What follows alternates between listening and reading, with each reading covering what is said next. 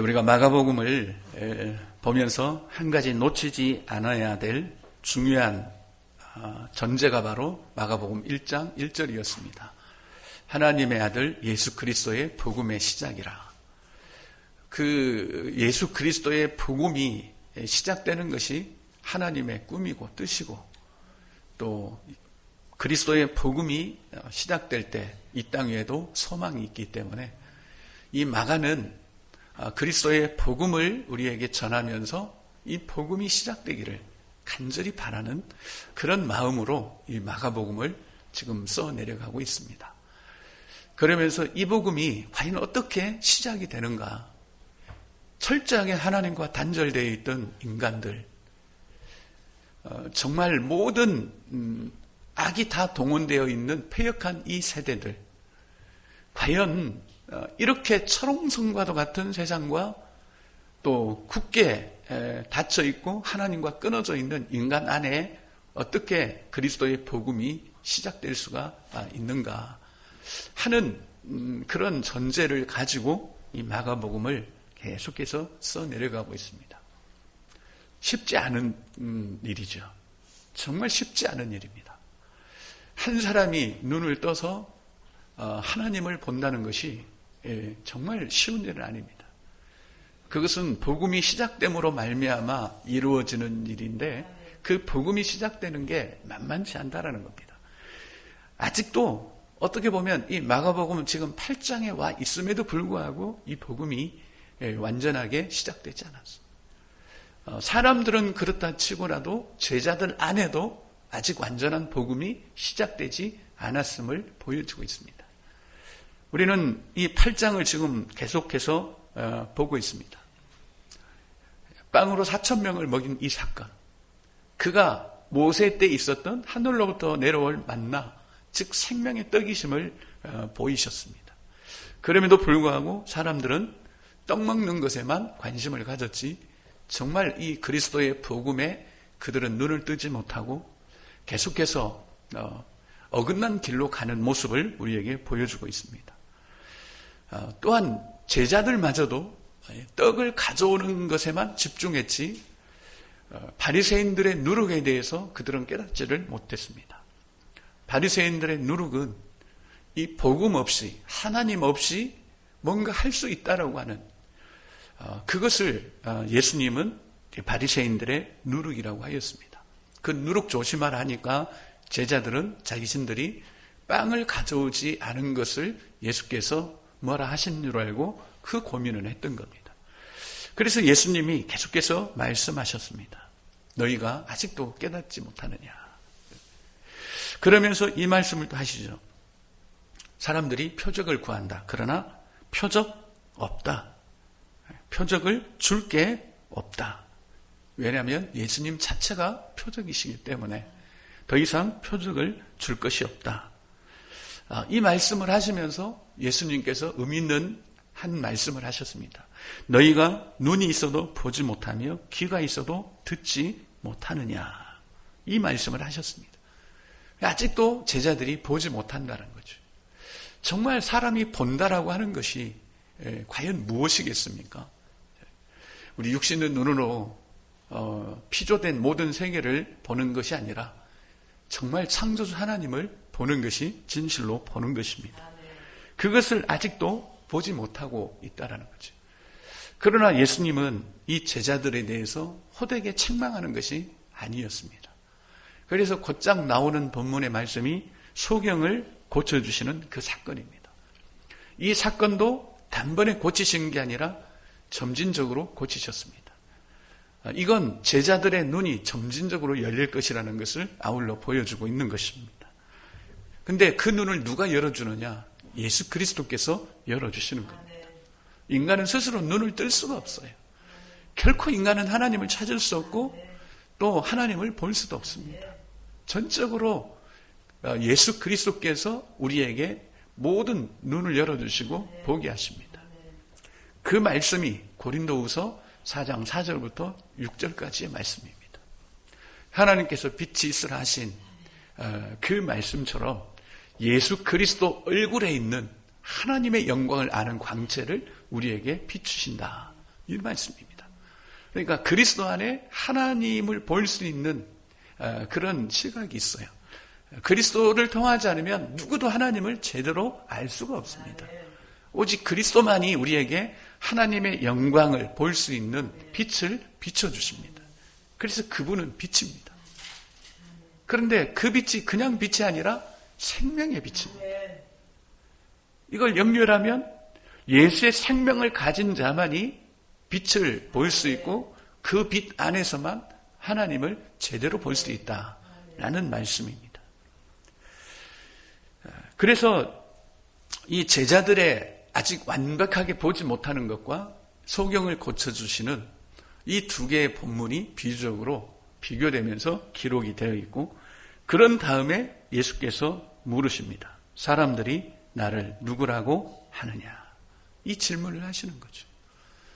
이 질문에는 누구 다 답을 해야 됩니다. 어떤 사람이라도. 하여튼 사람이라고 이름 붙여진 존재는 다 이 질문에 대답을 해야 됩니다. 소경도 이 질문에 대답해야 되고, 귀머거리도 이 질문에 대답해야 되고, 또 그냥 숨만 붙어 있어도 이 질문에 답을 해야 됩니다. 헬라인이나 야만인이나 지혜 있는 자나 어리석은 자나 다 이 질문에 대답을 해야만 됩니다. 그래서 너희는 나를 누구라고 하느냐? 그때 베드로가 대답을 합니다. 주는 그리스도이십니다. 제대로 예수님을 아는 거죠. 주는 그리스도이십니다. 주님은 우리가 그렇게 기다렸던 그 그리스도이십니다. 이렇게 고백을 했던 겁니다. 굉장히 놀라운 고백입니다. 사람들은 예수님을 세례 요한이라 그러고 또 엘리야라 그러고 또 선지자 중에 한 사람이라고 그렇지만 이 베드로는 정확하게 그리스도입니다. 당신은 그리스도입니다. 이렇게 고백을 한 겁니다. 자, 그런 다음에 예수께서 인자가 많은 고난을 받고 장로들과 대제사장들과 서기관들에게 버림받아 죽임을 당하고 사흘 만에 살아나야 할 것을 비로소 그들에게 가르치셨습니다. 예수님이 이 말씀하신 이유는 이분이 바로 그리스도라는 거지. 그리스도는 바로 이분이다. 그리스도는 버림받고 십자가에 죽임을 당하고 사흘 만에 살아나는 바로 이분이 그리스도다라고 예수께서 말씀을 하셨습니다. 그런데 베드로가 예수를 붙들고 항변합니다. 항변한다는 말은 비난하고 심지어 예수님을 꾸짖는 행위를 말합니다. 그러시면 안 됩니다. 베드로가 그렇게 간곡히 예수의 죽음을 말리는 겁니다. 물론 우리는 베드로의 마음을 이해는 합니다. 예수님이 따라오라 그래서 다 버리고 예수님 따라왔습니다. 배도 버려두고 그물도 버려두고 제자들 중에는 직업도 버리고 예수님을 따른 마태도 있습니다. 모든 걸 버리고 따랐습니다. 그런데 이제 와서 죽는다고 하니까 납득이 안 되는 겁니다. 그러면 아예 처음부터 부르지나 말지. 처음부터 나를 따라오라고 하시지나 말지. 왜 이렇게 날 따라오라 해놓고 이제 따를만 하니까 이제 막 5,000명도 먹이시고 소경이 눈도 뜨고 이렇게 이제 뭐가 돼가려고 하는데 왜 죽는다고 하십니까? 그럼 우리는 뭐가 돼요? 우리는 뭐가 됩니까? 우리는 다 버리고 주님을 따라왔는데 죽는다고 하시면 우리는 뭐가 되겠습니까? 충분히 그 마음 이해합니다. 그러나 예수께서 말씀하시기를 사탄아 내 뒤로 물러가라. 네가 하나님의 일을 생각하지 아니하고 도리어 사람의 일을 생각하는도다. 꾸짖어 이루셨다라고 기록이 되어 있습니다. 예수님은 그 말씀을 하신 거예요. 내가 온 것은 하나님의 일을 하려 왔다. 그리스도는 하나님의 일을 하는 자다. 우리가 아는 것처럼 그리스도는 기름 부음 받은 자입니다. 무엇 때문에 기름 부음 받았습니까? 하나님의 일을 위해서 기름 부음 받았습니다. 사람의 일을 하기 위해서 기름 부음 받지 않았습니다. 철저하게 하나님의 일 때문에 기름 부음을 받으신 분입니다. 그분이 그리스도예요. 십자가에 죽으시고 부활하는 것 하나님의 일입니다. 그것 때문에 그리스도로 기름 부음을 받고 이 세상에 오신 거지. 그냥 사람의 일이나 좀 신경 써주고 사람의 일 도우려고 세상에 오신 하나님이 아닙니다. 그런데도 사람의 일을 생각한다라고 예수께서는 베드로를 이제 꾸짖었습니다. 그러면서 사탄아 내 뒤로 물러가라. 분명히 이 배후에 사탄이 있다라는 거. 베드로는 모르지만 예수님은 이 배후에 사탄이 있다라고 하는 것을 분명히 보고 계십니다. 왜냐하면 지금 이렇게 사람의 일을 생각하게 하는 이 사탄은 에덴 동산에서도 이미 있었습니다. 에덴 동산에서도 사람의 일을 생각하게 했습니다. 너희들 저거 따먹으면 하느님처럼 될 것이다. 이렇게 사람의 일을 생각하게 함으로 인간이 타락하게 만들고 모든 고통과 불행에 떨어지게 만들었던 존재가 바로 사탄입니다. 그런데 지금 이 베드로에 있단 말이에요. 지금 베드로에게도 사람을 생각하게 만든단 말이에요. 베드로야, 예수님 죽으면 너희들 아무것도 아니다. 너희들 지금 다 버리고 예수님 따랐는데 그 예수님 죽어버리면 너희 뭐가 되겠느냐. 너희는 아무것도 아니다. 너희는 이제 왕창 손해보는 거다. 그러기에 처음부터 너희가 예수를 따르지 말았어야 되지. 이제 기껏 다 따라왔는데 예수님 죽는다고 하면 너희는 아무것도 아니야. 너희는 이제 쫄딱 망하는 거야. 그러니까 베드로가 죽으시면 안 됩니다. 우리 아직 뭐 아무것도 안 돼 있습니다. 죽으시면 안 됩니다. 이렇게 예수님의 죽으심을 가로막은 겁니다. 사단이 왜 그랬겠습니까? 정말 베드로를 위해서 그랬겠습니까? 아닙니다. 철저하게 그리스도를 가리고 있는 겁니다. 뭐로요? 사람의 일로. 그러니 사탄아 내 뒤로 물러가라. 베드로 뒤가 아닙니다. 내 뒤로 물러가라. 철저하게 하나님의 일이 앞서가야 됩니다. 사람의 일은 뒤에입니다. 뒤에. 하나님은 우리를 사랑하십니다. 우리 일에 신경을 안 쓰시는 분이 아니에요. 하나님 당신의 일만 하시는 분이 아닙니다. 하나님의 모든 일은 우리를 위함입니다. 그러나 그 우선순위에 있어서 하나님이 하시려고 하는 그 일이 우선이라는 말입니다. 그러니까 우리가 예수를 믿을 때 항상 하나님의 일이 앞서야 됩니다. 그래야만 됩니다. 오늘날도 많은 사람들이 사람의 일 때문에 예수를 믿어요. 그래서 오늘 제목을 사람의 일 때문에 예수 믿지 말라 이렇게 어제 저녁까지 했다가 오늘 새벽에는 좀 바꿨습니다. 우리가 부정적으로 할 필요가 없다. 그래서 하나님의 일 때문에 우리는 예수를 믿는다. 사람의 일로 예수를 믿으면 반드시 거기에는 사탄이 틈탑니다. 사탄의 유혹이 있습니다. 우리는 하나님의 일 때문에 예수를 믿는 거예요. 베드로가 예수는 그리스도라고 명확하게 알았습니다. 예수님 당신은 그리스도이십니다. 그랬지만 그 예수를 그리스도로 알았음에도 불구하고 그는 사람의 일로 믿으려고 했다는 겁니다. 오늘날 예수 그리스도를 모르는 사람 없습니다. 교회 다니면 다 예수 그리스도를 압니다. 그런데 정작 그 믿음은 어떻습니까? 전부 다 사람의 일 때문에 예수를 믿는다는 겁니다. 예수는 그리스도라는 이 복음을 우리는 알고 있습니다. 그러나 이 복음이 시작되려면 사람의 일로 예수 그리스도를 믿는 게 아닙니다. 사람의 일 때문에 예수를 그리스도라고 믿는 것이 아니라 하나님의 일 때문에 예수를 그리스도로 우리가 믿어야 된다는 겁니다. 그렇지 않으면 복음이 시작되지는 않습니다. 이 베드로에게도 마찬가지. 복음이 아직까지도 시작이 안 되는 겁니다. 왜냐? 아직도 사람의 일을 베드로가 생각하고 있기 때문에 그렇습니다. 누구나 예수를 믿는 이 일에 함께 할 수가 있습니다. 교회 다니면 예수를 믿습니다. 그러나 정말 하나님의 일로 인해서 예수를 믿느냐 아니면 사람의 일 때문에 예수를 믿느냐 하는 것은 분명한 차이가 있습니다. 많은 사람들이 사람의 일 때문에 예수를 믿습니다. 예수를 믿어도 자기 잘 되려고 믿고 이 땅에서 좀 더 잘 살기 위해서 믿고 이 땅에서 조금 더 뭔가를 하나 더 갖기 위해서 예수를 믿는 사람들이 부직 있습니다. 과연 그게 예수를 정말 믿는 일일까요?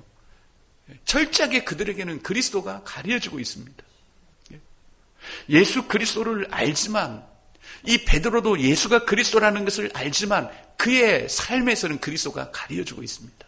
이게 사단이 하는 일입니다.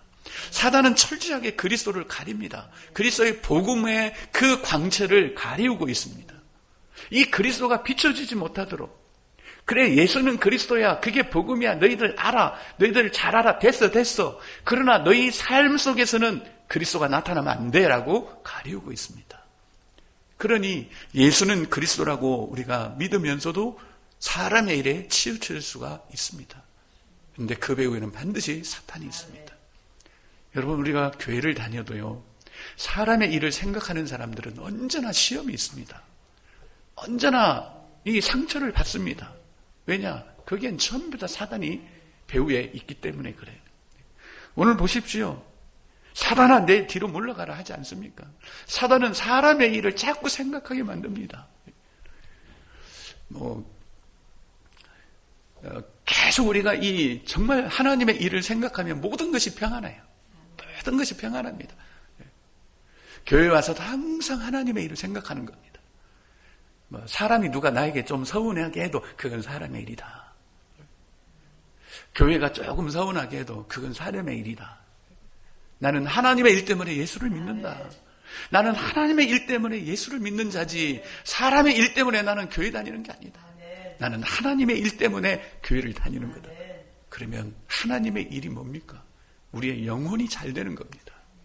우리의 영혼이 잘 되면 범사가 잘 됩니다. 하나님의 일은 우리가 함께 사는 겁니다. 임마누엘입니다. 우리가 매일매일 하나님과 함께 살도록, 우리가 매일매일 하나님과 함께 모든 것을 교환하며 살도록, 우리의 감정도, 우리의 계획도, 우리의 마음도, 우리의 생각도 하나님과 교환되며 사는 그 임마누엘의 삶. 그래서 철저하게 하나님의 일은 하나님과 화목하는 겁니다. 우리가 사람의 일이 어찌 되든 하나님 그거 신경 쓰지 않고 나만 화목하자 그러는 게 아닙니다. 하나님과 화목한 것 안에 사람의 일이 포함되어 있습니다. 사람의 일은 내 뒤에 있는 겁니다. 예수님 뒤에 있는 겁니다. 너희는 먼저 그의 나라와 의를 구하라. 그리하면 이 모든 것을 너희에게 더하시리라. 주님이 말씀하십니다. 우리를 외면하시겠다는 말씀이 아닙니다. 우리를 나 몰라라 한다는 그 말씀이 아닙니다. 우리가 하나님과 화목하기만 하면 그 뒤에 따라오는 것들이 다 있다라는 것입니다. 우리는 창세기에서 이미 이 진리를 알고 있습니다.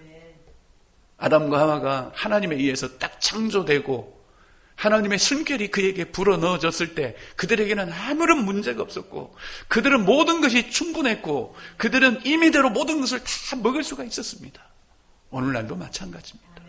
우리가 하나님과 화목할 때, 우리가 하나님의 일이 우리에게 이루어질 때 사람의 일도 더불어 이루어지는 것입니다. 우리는 항상 하나님의 일에 집중해야 됩니다. 사람의 일에 집중하다 보면 더 문제가 심각해집니다. 사람의 일에 집중하다 보면 우리는 하나님을 놓치는 경우가 있습니다. 우리가 사람의 일에 집중하다 보면 그리스도의 복음은 끝내 시작되지 않습니다. 보십시오. 오늘날에 수십 년 우리가 예수를 믿지만 복음이 시작되는 그게 있습니까? 지금 복음이 시작되는 곳이 있습니까? 없습니다. 왜 그렇습니까? 다 예수를 믿어도 사람의 일에 집중해서 믿기 때문에 이 복음이 시작되지 않고 있습니다. 이게 오늘 우리의 아픔 아니겠습니까? 그렇다고 이걸 우리가 억지로 할 수가 없습니다. 이 눈을 띄워주시는 분은, 벳세다의 소경의 눈을 열어주시는 분은 예수 그리스도밖에 없어요. 그분만 우리의 눈을 열어서 사람의 일이 아닌 하나님의 일을 볼 수 있게 하시고, 그러기에 우리는 그분께 집중하는 겁니다. 이게 우선순위가 돼야 됩니다. 항상 예수 그리스도 앞에 그분을 찾는 우선순위가 돼야 됩니다. 그랬을 때 모든 것이 뒤따라오게 되는 거죠. 우리는 거라사 광인의 이야기를 잘 알고 있습니다. 흉악한 귀신 들려서 집에도 못 들어가고 인간의 모든 형상이 파괴되어 버렸고 심지어 무덤에서 잠자고 그것도 인간 이하의 삶을 살아 계속해서 소리 지르고, 근데 예수께서 그를 온전하게 하셨습니다. 이게 하나님의 일입니다. 하나님의 일은 이 사단의 세력에서 우리를 끄집어내는 거예요. 이 죄의 세력에서 우리를 자유케 하시는 겁니다. 하나님이 그 일을 하셨습니다. 그리스도를 통해서. 그런데 그 사람들은 어떻게 했습니까? 돼지 키우는 사람의 일 때문에 예수를 그곳에서 떠나가게 만든 겁니다. 이게 사람의 일입니다. 사람의 일 때문에 예수를 그곳에 머무르지 못하게 하고 가십시오. 자신들의 삶에서 예수를 몰아내버린 겁니다. 사람의 일은 그리스도를 몰아냅니다. 그게 신앙인 것처럼 보이지만 실상은 그리스도를 내몰고 있는 겁니다. 그게 인간의 모든 인생의 비극입니다. 그들의 삶에서 그리스도를 내쫓는 것. 당연히 우리는 내쫓은 적이 없습니다. 당연히 우리는 그리스도를 내몬 적이 없습니다. 그렇지만 사람의 일에 집중하는 그 순간에 우리는 그리스도를 내쫓고 있는 것입니다. 그럼 복음이 시작이 안 돼요. 절대 복음이 시작될 수가 없습니다. 우리는 궁금합니다. 이 마가가 어느 시점에서 이 복음이 시작되는 그 기쁜 소식을 우리에게 전할까? 궁금해요. 8장일까? 9장일까? 10장일까? 11장일까? 아니면 12장일까? 아니면 16장일까? 과연 어느 순간에 이 복음이 시작되어서 하늘도 기뻐하고 땅도 기뻐하는 그 일들이 일어날까? 어느 때에 이 복음이 시작되어서 내가 살든지 죽든지 내 몸에서 그리스도가 존귀해야 된다고 하는 그 고백을 할 수 있을까? 살아도 주를 위해 살고 죽어도 주를 위해 살고 그런 고백을 할 수 있을까? 복음이 시작되지 않고 그 고백을 하면 그거는 처절한 고백입니다. 내가 살아도 주를 위해 살고 죽어도 주를 위해 사는 이 처절한 고백이 아니라 우리는 기쁨의 고백이어야 됩니다. 기쁨의 고백. 그게 복음이 시작된 사람입니다. 마가는 이 한 가지 집중해서 계속해서 이 복음을 기록해 나가고 있습니다. 그래서 끝내는 복음이 시작되어서 온 세계를 다 뒤집어 놓는 여기까지 이 마가는 내다보고 있는 것 같아요. 우리 안에도 우리 개개인에게도 우리가 베드로처럼 주는 그리스도시라고 압니다. 분명히 우리도 압니다. 우리는 복음이 뭔지 압니다. 우리의 믿음이 뭔지도 압니다. 예수를 그리스도로 믿는 믿음입니다. 그럼에도 불구하고 우리가 사람의 일을 생각할 수도 있다는 것입니다. 그러면 복음은 알지만 오늘 베드로가 복음은 알았지만 복음이 시작되지 않는 채 오히려 그리스도를 감추어 버리려고 하고 예수의 죽음 이야기를 못하게 만드는 그런 일들이 있을 수 있습니다. 오늘날 예수의 죽음이나 이런 거 이야기합니까? 못하게 하죠. 그저 그냥 번영을 누리는 이거면 만족하고 그런 거죠. 우리가 아는 것에서 이제 시작되는 그런 은혜가 있기를 바랍니다. 그래서 이 복음이 시작될 때 우리 안에 정말 이 복음의 능력으로 우리가 살아가는 그런 역사가 있어야만 됩니다. 근데 이걸 가장 방해하는 것이 항상 사람의 일을 생각한다는 겁니다. 저도 목회를 하지만 사람의 일을 생각하면 다 싫어요. 그냥 막 짜증나고 신경질나고. 그러나 이건 사람의 일이 아니지 않습니까? 하나님의 일입니다. 그래서 우리 모두가 어쨌든 예수를 믿는 그 순간부터 우리는 하나님의 일을 최우선으로 생각한다는 겁니다. 그래야 이 복음의 능력이 우리 안에 시작이 되고 이렇게 복음이 시작된 사람들과 함께 공동체를 이루어갈 때 우리는 하늘의 기쁨을 맛보며 살 수 있을 것입니다. 그런 은혜가 있기를 소원합니다. 우리 함께 기도하시겠습니다.